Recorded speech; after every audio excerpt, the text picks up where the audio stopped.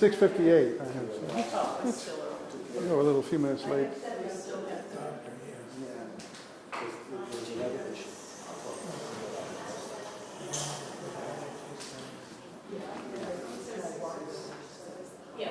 6:59.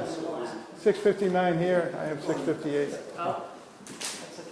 I don't want to miss it. Yeah, especially online or something. Yeah, it's the first one back in session. Yes, it is. Wow, It is. that's It's a big deal. historic. Yeah.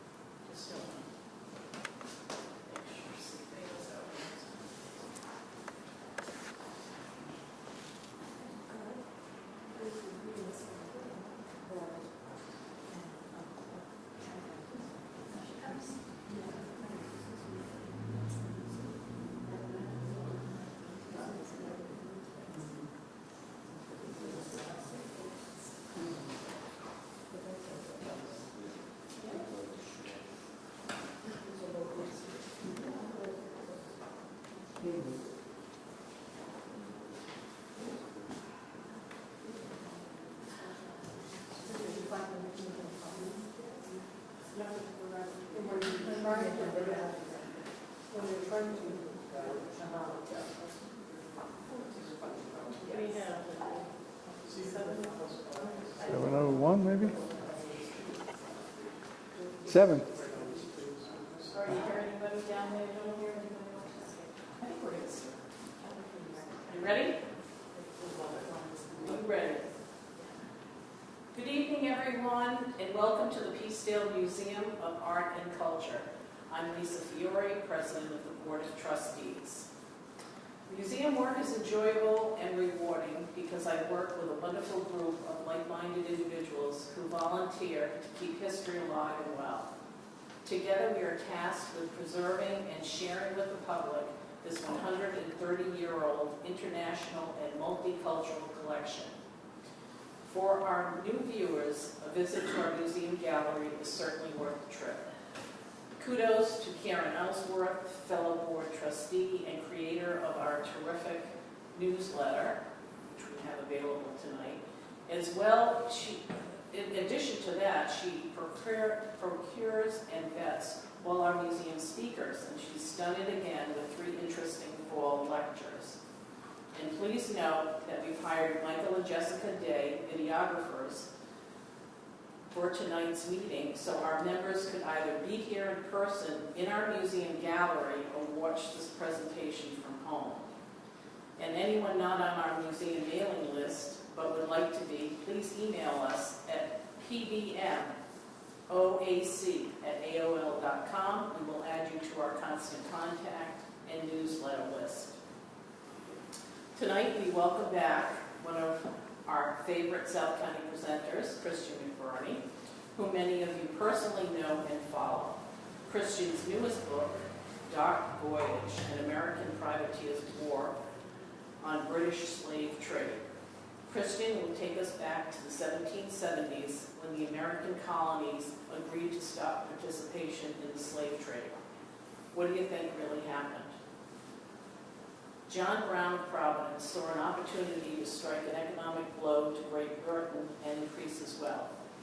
John Brown, a man of considerable wealth and a powerful merchant, commissioned the construction of the Marlborough, a 250-ton square-rig brig with 20 guns.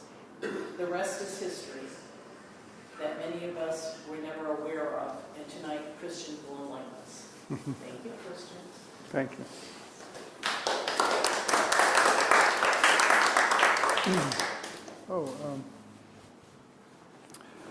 Would you mind pouring me a glass? This my throat.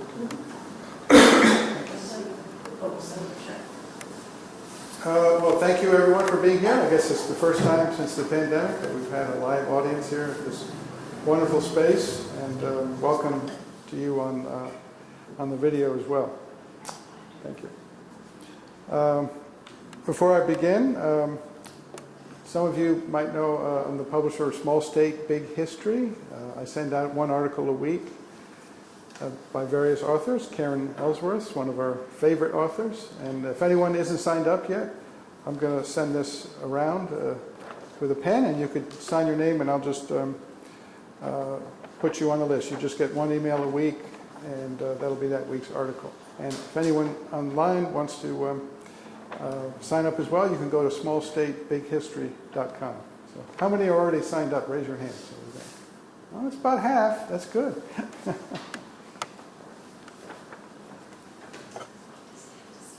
you.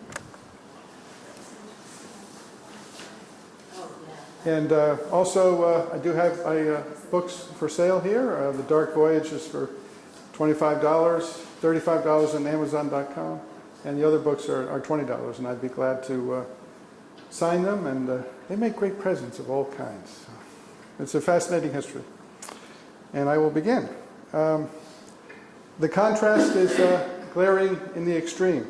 On the one hand, the American Revolutionary War from 1775 to 1783 was a glorious struggle for the causes of liberty, equality, and the dignity of the individual.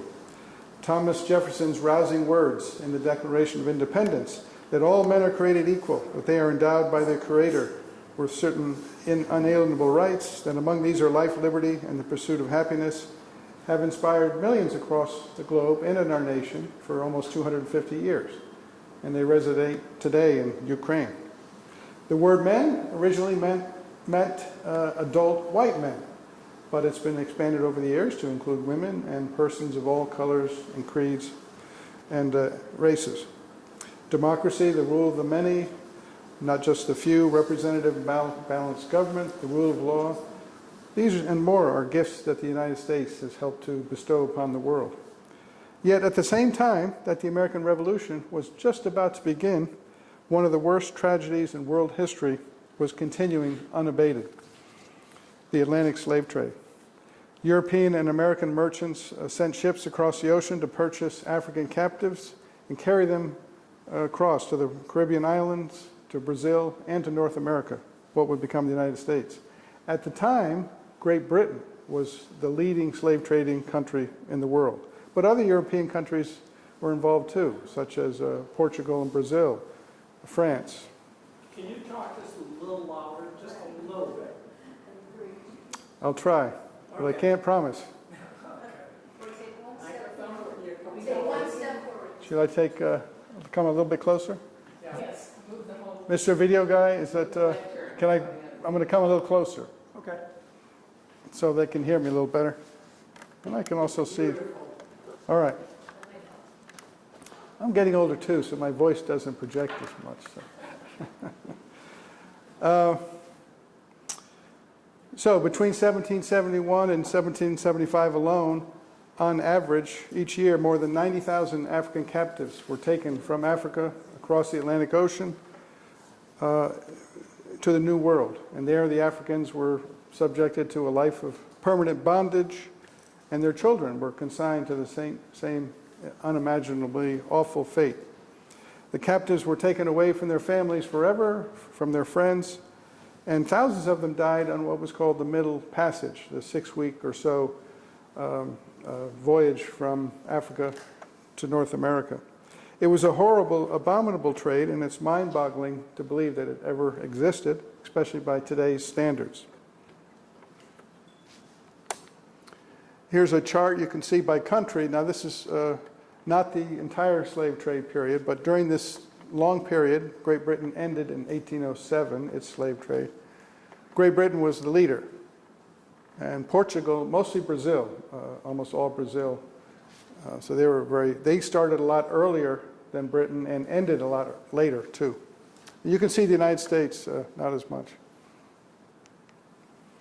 Here's a British slave ship called the Blandford, and it's kind of celebrating here, this painting. There's a slave trading scene in Africa, and it's kind of celebrating that part. How many were through? How many were in the cruise? 15 to 30. They typically had relatively more crews than any other ship because they wanted to be careful about slave insurrections and that kind of thing. But I'll answer any questions after the presentation. In the first 3 quarters of the 18th century, Great Britain was the world's leading slave trading country. The year 1775, which was so important, Battle of Lexington and Concord, Bunker Hill, British merchants from Liverpool, London, and Bristol annually sponsored about 150 to 200 slave ships each year to sail to the west coast of Africa and then across to the Caribbean, on average taking about 40,000 enslaved people per year.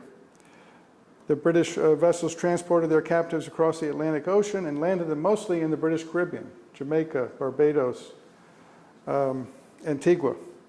In the quarter century prior to the American Revolution, Great Britain's domination of the Atlantic slave trade peaked, as you can see from this chart. Did they all go on the triangle trade? Yes? Yeah. Not to, I mean, I'll get to that. not to Britain or to Portugal or any place like that. Yeah, they all had their own triangle trade. Yeah. Matter of fact, I was just about to speak about that right now. A British slaving voyage typically had 3 legs, thus giving rise to the name triangle trade. Starting from Great Britain, the slave ship would typically take guns and ammunition that African chieftains wanted, textiles, porcelain, manufactured goods from England. And these were used to trade with African chieftains and white traders as well for African captives. Here's another slave trading scene in color. The slave ship is out in the bay. Then the ship carried the captives across the Atlantic Ocean, the dreaded Middle Passage. The ship's destination, as I said, was typically Jamaica, Barbados, or Antigua, where the surviving captives were sold to local plantation owners. Next, the ship's captain purchased sugar and byproducts of sugar, molasses and rum, to bring back to Britain to sell to British wholesalers. Sugar was the key. Europe craved sugar, which was almost unknown to most Europeans before the 17th century. England in particular loved sugar. They put in their cookies, cakes, tea, and coffee. But so did all Europeans. The value of sugar imports and related products, molasses and rum, far exceeded was the most valuable import of Britain up until 1820, and it far exceeded even tobacco in Virginia and Maryland and rice and indigo in South Carolina.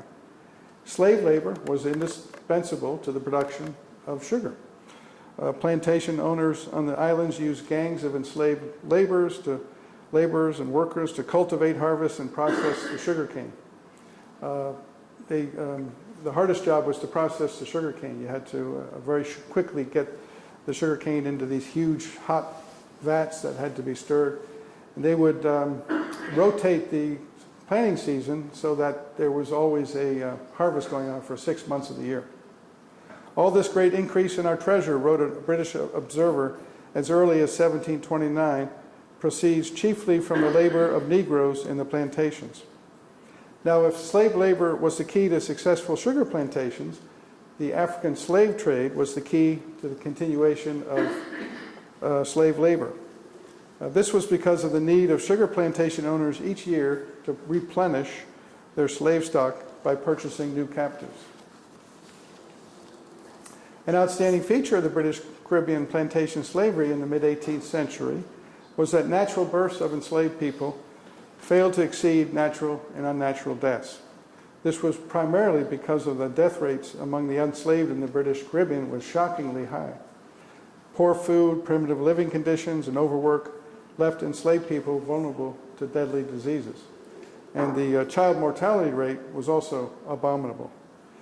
The first 3 years or so of a newly imported enslaved individual's life was called the seasoning period, and it took a heavy toll. Arriving in a weakened state already from being on a slave ship, the new arrivals had to adjust to new work, new rules, new food, new diseases. An estimated 20% of enslaved Africans and captives who were brought to the Caribbean died in the seasoning period. Here's another African slave trading scene. The Africans who are rowing are free blacks who are rowing the enslaved captives to the European slave ship. This is a famous picture of the Brooks showing the tight packing of the captives underneath the holds. First, just horrible, not much room. Here's a abolitionist, Olida Equiano. He actually is one of the few who gave a recollection in writing of his time as going across the Middle Passage.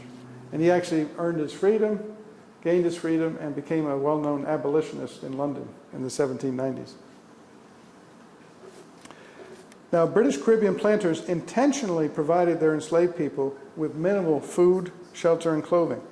They made the mind-boggling decision that it was cheaper to buy new captives every year than to pay for better living conditions for the enslaved people they already had. As a result of the high mortality rate among the enslaved and the low natural birth rate, British Caribbean planters had to import massive numbers of captives just to maintain their enslaved populations. And here you can see, just in this 25-year period, Jamaica brought in 230,000, Barbados 110,000. Just amazing numbers. Perhaps the most devastating statistic is to compare the numbers of Africans carried to the British Caribbean to their populations when slavery was prohibited. Historian Adam Hochschild writes, when slavery ended in the United States in 1865, less than 500,000 slaves imported over the centuries had grown to a population of nearly 4 million. By comparison, notes the same author, when slavery ended in the British Caribbean in 1834, total slave imports of well over 2 million left a slave population of only 670,000. And the author called it, a real slaughterhouse. Readers may be surprised to learn that merchants in what would become the United States, and later would become the United States, what was the United States, played a relatively small role in the African slave trade.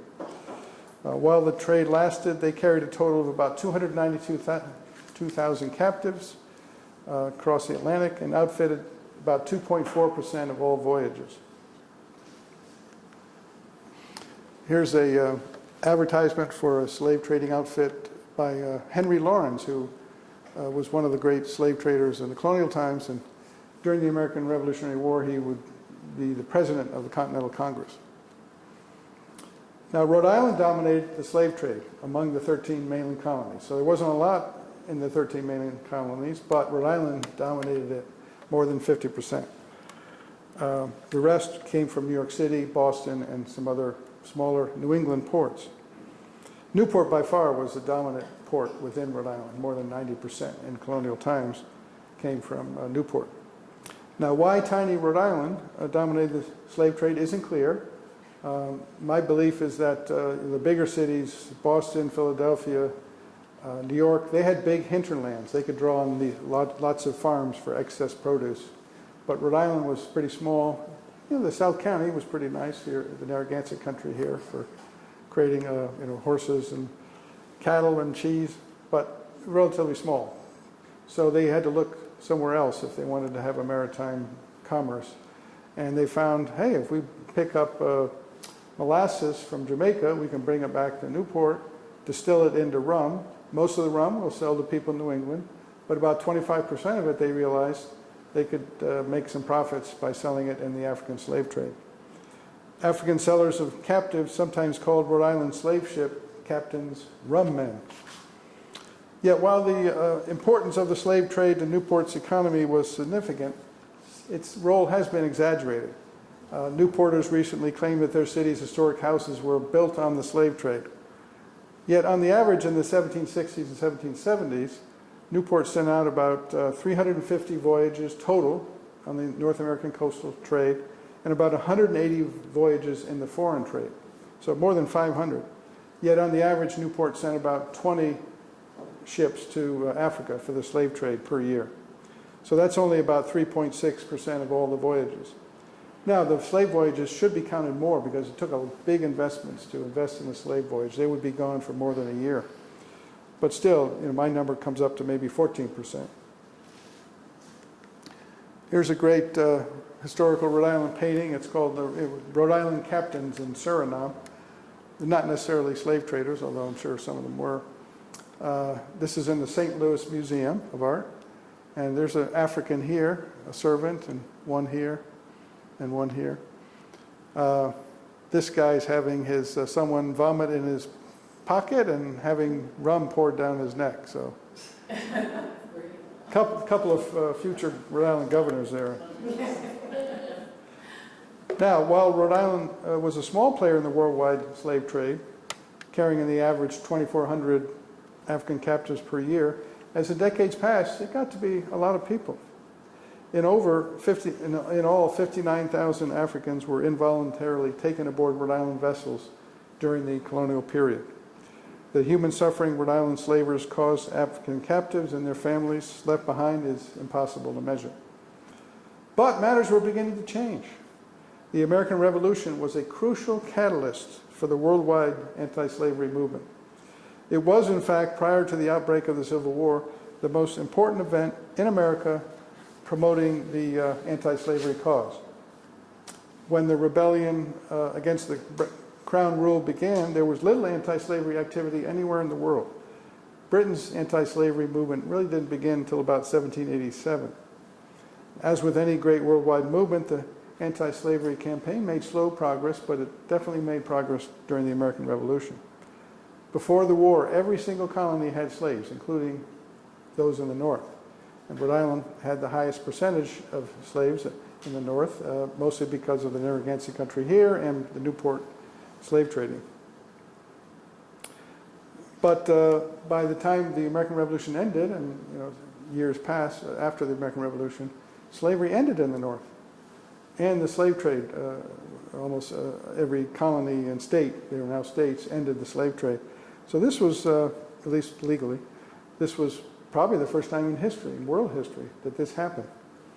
So it was a major leap forward for the causes of ending the African slave trade as well as slavery itself. But, as we know, slavery continued in the South, South Carolina and Georgia in particular during the Constitutional Convention, insisted on continuing slavery. Thus, there was still a long road ahead to ending slavery and treating black people as political and social equals. Now, with the American colonists denouncing a British plot to enslave them by imposing taxes without representation, it wasn't surprising that some patriots figured out, hey, we're actually enslaving people in our midst. As early as 1763, the great patriot orator James Otis of Massachusetts, in an influential pamphlet arguing that colonists should not be taxed without their consent, he asserted that there were laws higher than those of Parliament. While not necessary to make his argument, Otis delved into race relations. He exclaimed, "The colonists are by law of nature freeborn, as indeed are all men, white or black. Does it follow that 'tis right to enslave a man because he is black?" Speaking of the African slave trade, he said, "Nothing can be said in favor of a trade that is the most shocking violation of the law of nature." Here's a pamphlet called The Oration by John Allen, and it's actually one of the most popular, most read pamphlets in colonial times, and he was arguing that the sinking of the Gaspee was an important act, opposing British tyranny. In the fourth edition, he suddenly adds several paragraphs that were very anti-slavery and against the slave trade. So you were seeing more congregational ministers and Baptist ministers in particular coming out against it. In the lead up to the American Revolution, most legislatures in the 13 colonies passed laws to limit the immigration of enslaved people into their colonies. But in Britain, in London, those laws were all revoked. Britain didn't want to do anything to interfere with its profitable slave trade. My new book brings together the glory of the American Revolutionary War and the horror of the African slave trade together in one tale. And the tale is told through the extraordinary voyage of the Rhode Island privateer Marlborough to West Africa and the men who sailed on it with the bold goal of attacking the British slave trade in Africa. Now, why would a privateer sail to faraway Africa? Privateers typically sail to the Caribbean, where the merchant ships were, or they go up the Canadian coast, where Britain was sending its ships to supply its army and navy in North America. But Africa, no privateer was known to go there before. The story starts in Providence, Rhode Island, with John Brown, who's the main investor and the mastermind behind this voyage. Brown, as we know, was the member of a famous merchant family. He also organized the raid and attack of the Gaspee. He was an early investor in an iron foundry that made about 1,000 cannon. A lot of them went to privateers. When the war started, he made more profits as a military contractor hired by Congress to get gunpowder, which was in short supply, and other supplies. There's a portrait of John Brown about 1790 by Edward Malbone. This is in the New York Historical Society. In 1776 and 1777, Brown got really rich as an investor in privateers. During the war, the Continental Navy was no match for the Royal Navy, which by far was the most powerful navy in the world.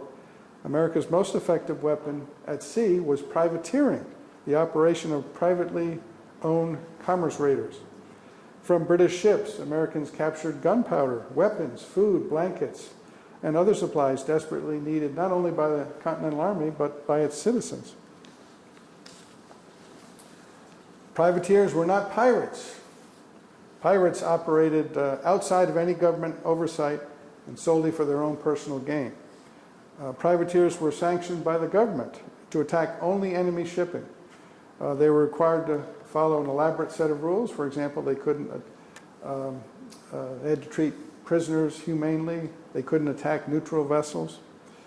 And if they violated those rules, they could lose their commission or end their prize. Once an enemy vessel was captured, the captain of the privateer would typically select from his crew a captain to take the prize ship, sail the prize ship back, and a small crew to sail it back to a safe port in North America or maybe the French Caribbean. But if it was supposed to go to America, an admiralty court would conduct a trial by jury to determine whether the prize was lawfully taken from an enemy combatant.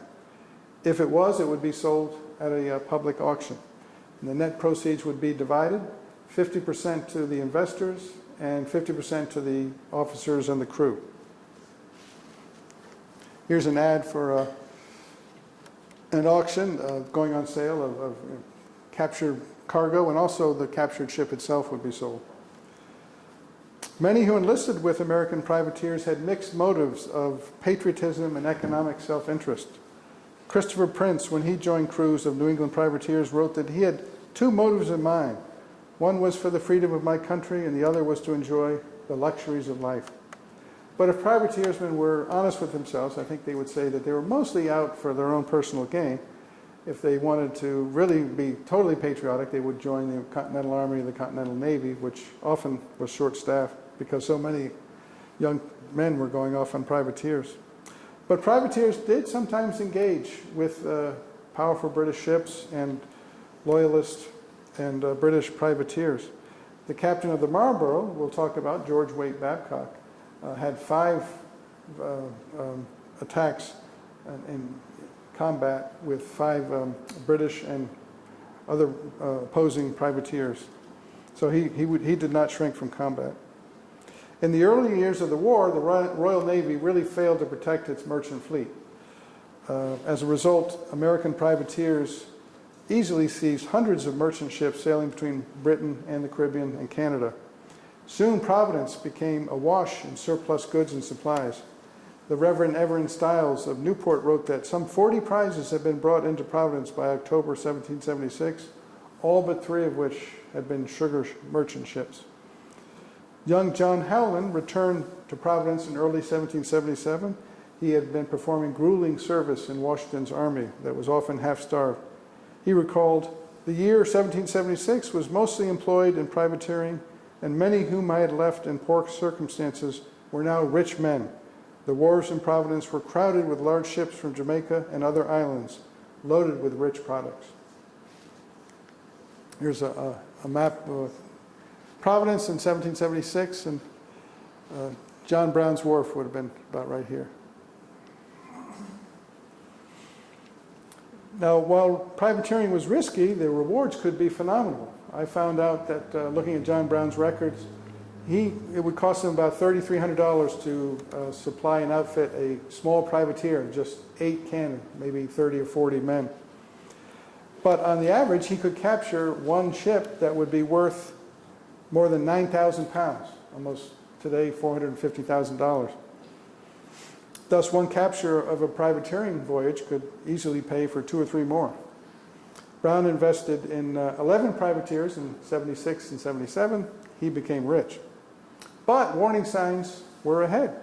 The days of easy conquests eventually ended. The powerful Royal Navy began protecting commercial vessels and convoys, began attacking privateers, throwing privateersmen in awful jails. Many died of malnutrition and disease.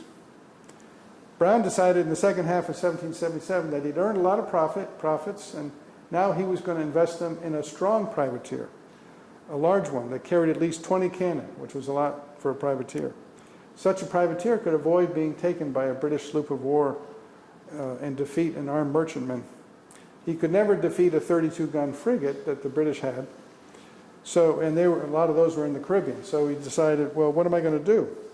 He had the brilliant idea of sending his new privateer to the coast of Africa.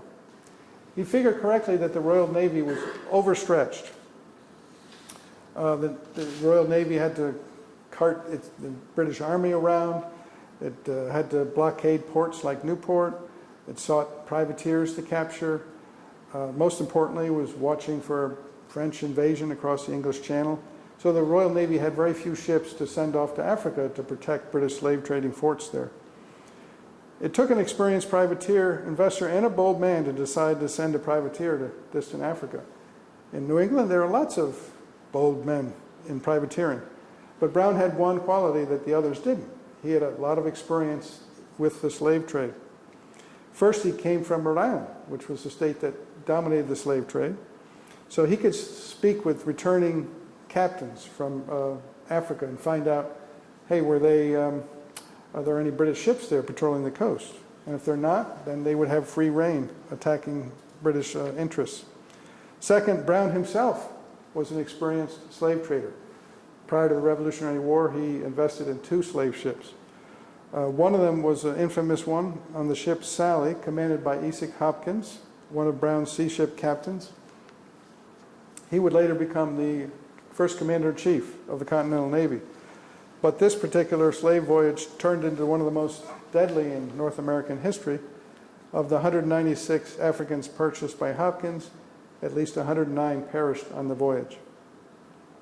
Now, a slave trading voyage was daunting in part because a slave ship loaded with goods to trade for African captives was typically not large enough to carry all the food and water that the crew needed. The slave ship captain would have to obtain more food and water by trading with African chieftains. That was pretty daunting for a lot of American captains, but that didn't deter Brown because he had experience with it. Now, was Brown motivated to attack Britain, the world's leading slave trading country in Africa, from humanitarian impulses? No, clearly no. He did want to harm British economic interests and at the same time earn profits doing so. Now, a privateer that was sent to Africa could attack and plunder these forts, slave trading forts that Britain established. They like to put a lot of their merchandise there and goods that would be used to trade for slaves, warehouses of them. Then they would also keep the captives there, and a passing British slave ship could more efficiently buy a bunch at one time. So a privateer could raid there and really get a lot of prizes. They could also capture British slave ships that were on the coast trading at the time. If Brown was really fortunate, he figured his privateer could capture a large British slave ship filled with African captives just about to depart for the British Caribbean. So after spending possibly up to a year, they're about to finally take the voyage to the British Caribbean and earn all their profits. Brown could just step in, and then he would send the ship and the human cargo to a safe port, Charleston, Savannah, or perhaps a French island. There, the enslaved Africans on board would be sold, and that was the point. They would be sold as cargo, like any privateer cargo. And Brown and his investors hoped to really cash in. Now, a few other patriots had considered an expedition to Africa. One of them was John Paul Jones. He's known as one of the most famous Continental Navy heroes. While stationed in Newport in October 1776, Jones recommended to Congress that he would think it a good idea if he led a small expedition to Africa. And he was sure that, quote, his ships could carry all before them and give a blow to the English African trade, which would not soon recover.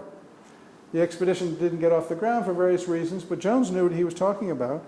As a young man, the first 2 voyages he took were slave voyages. The first one from Whitehaven, England, which was his hometown. Brown was also aware from reading newspapers that beginning in early 1777, American privateers started to capture British slave ships. American privateers would be based in French Martinique and other islands, Guadeloupe.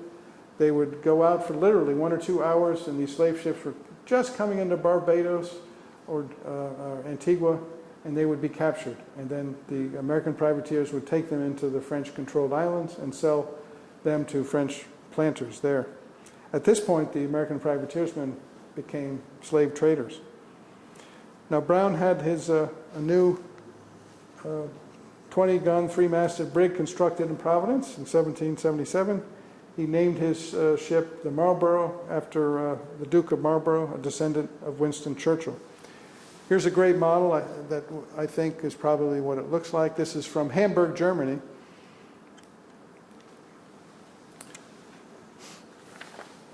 Now, to make the voyage a success, Brown had to find a courageous ship captain.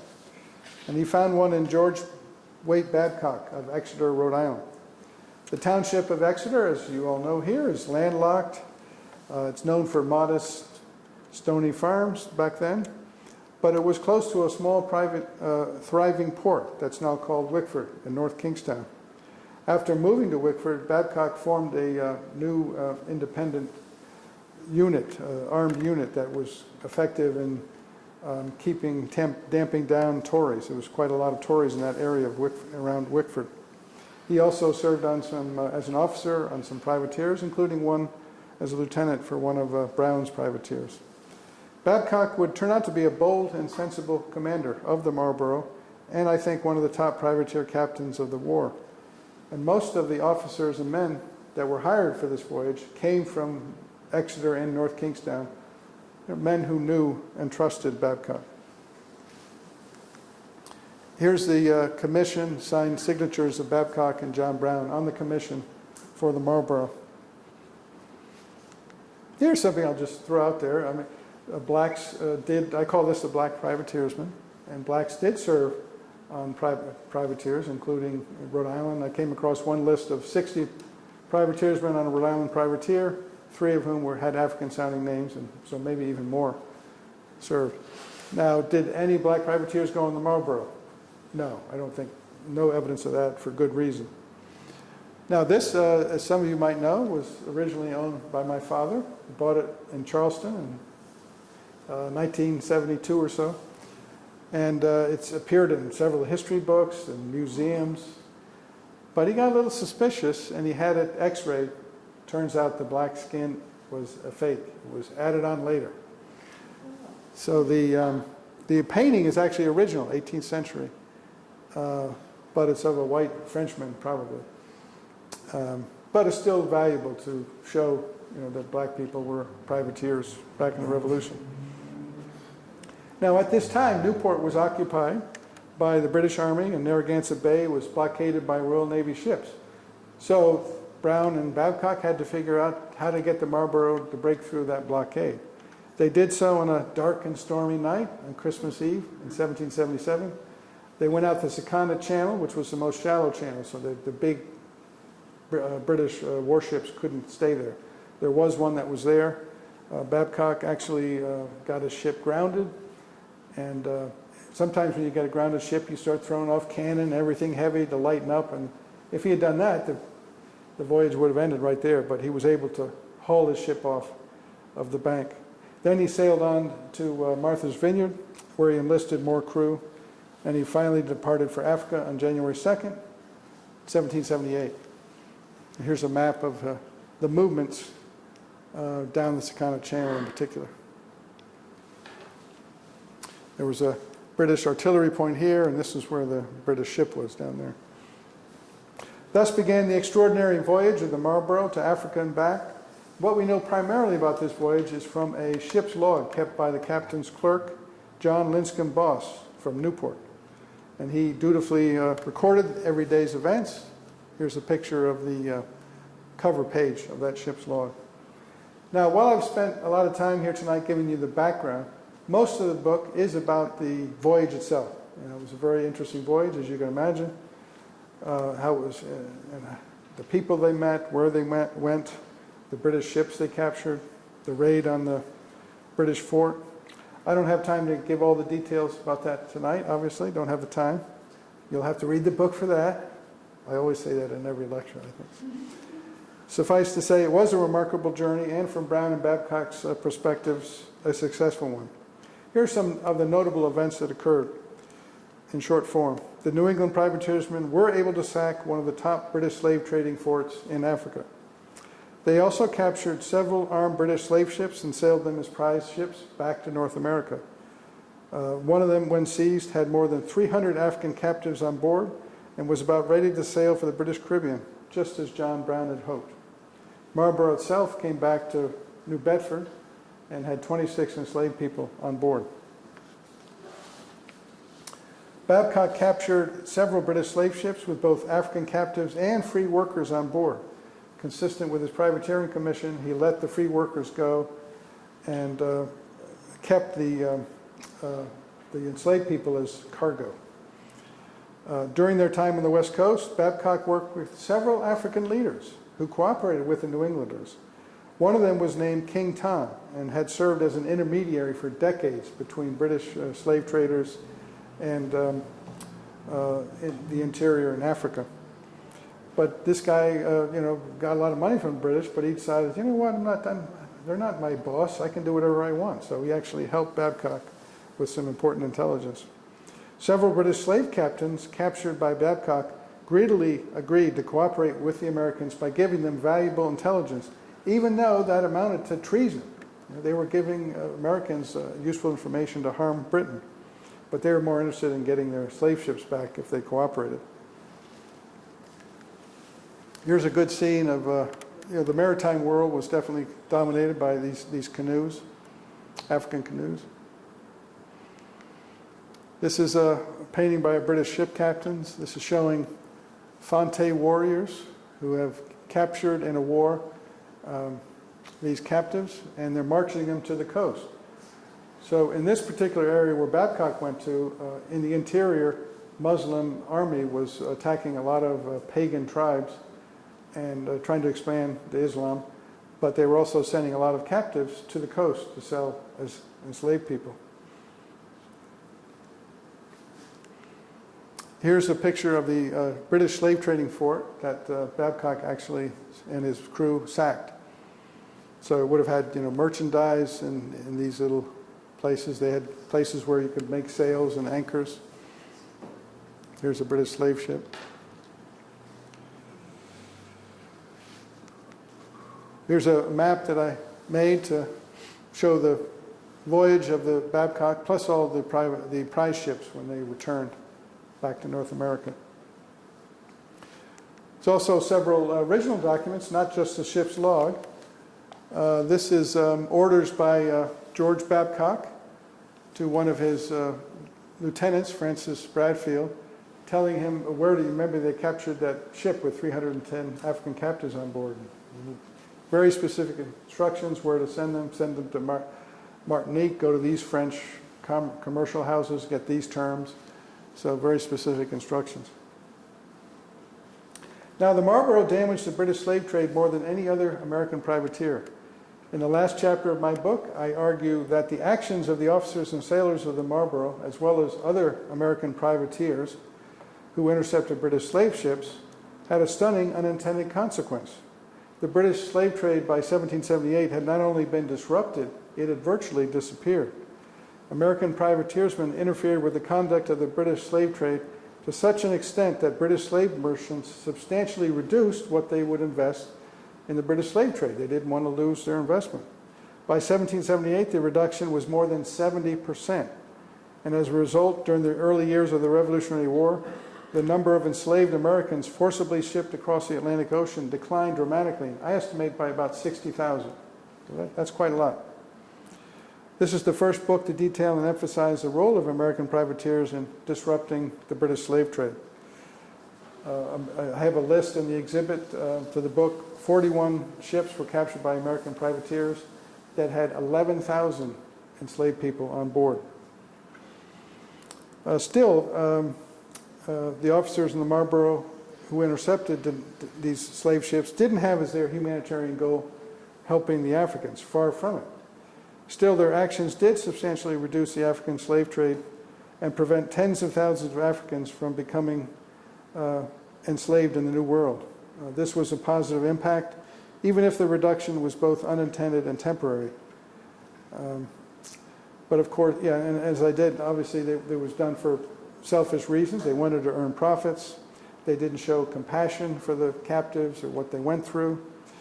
They wanted to treat the captives as cargo and profit from them. So that kind of motive back then was, offensive to some, but not to all. But today, obviously, it's repugnant. But you can look at the positive impact: 60,000 enslaved people not brought over, and you can look at the other side. So the privateersmen can be thus viewed as heroes or villains, or both. Thank you.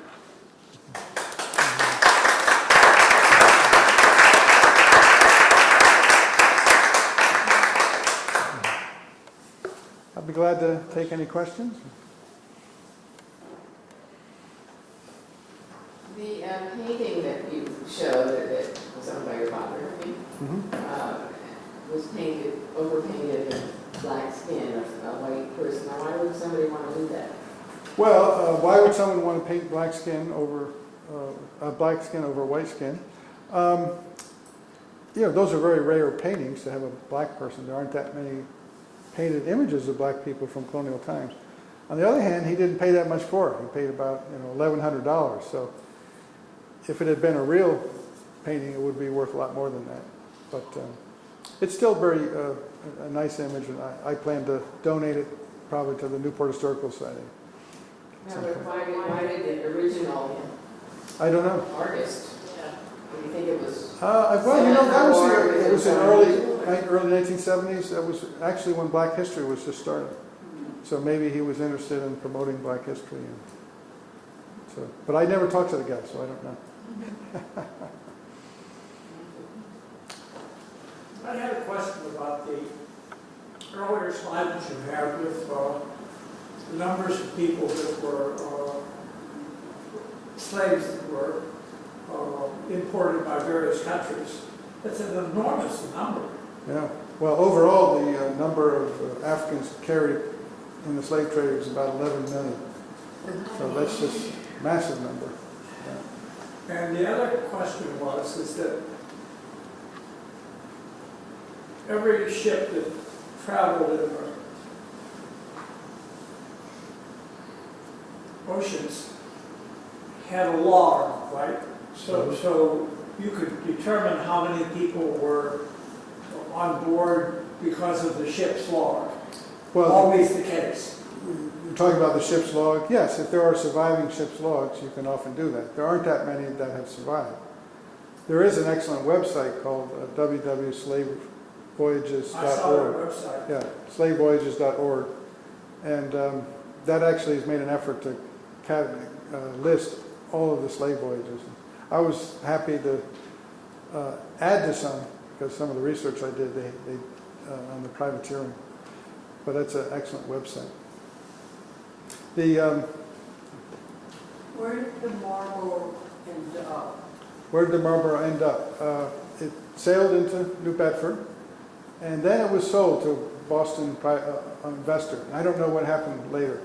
A lot of these large privateers almost all of them were captured by British warships. So it was probably ultimately captured at some point. And what was the length of that one? What was the length? It was 118 feet and about 38 feet wide. So 6 feet in the holds. So not big. There was a small speck in the ocean. The actual ship's log, I got a PDF from the Naval History Department. They were kind enough to send that to me. The original was supposed to be in the National Historical Museum at Monmouth, Morristown in New Jersey. So I called them up and asked for it. They said they couldn't find it. The original is missing, so probably someone stole it, or they just have lost it. So. Any more questions? Thank you for attending, and I'd be glad to sign a book for you. Thank you.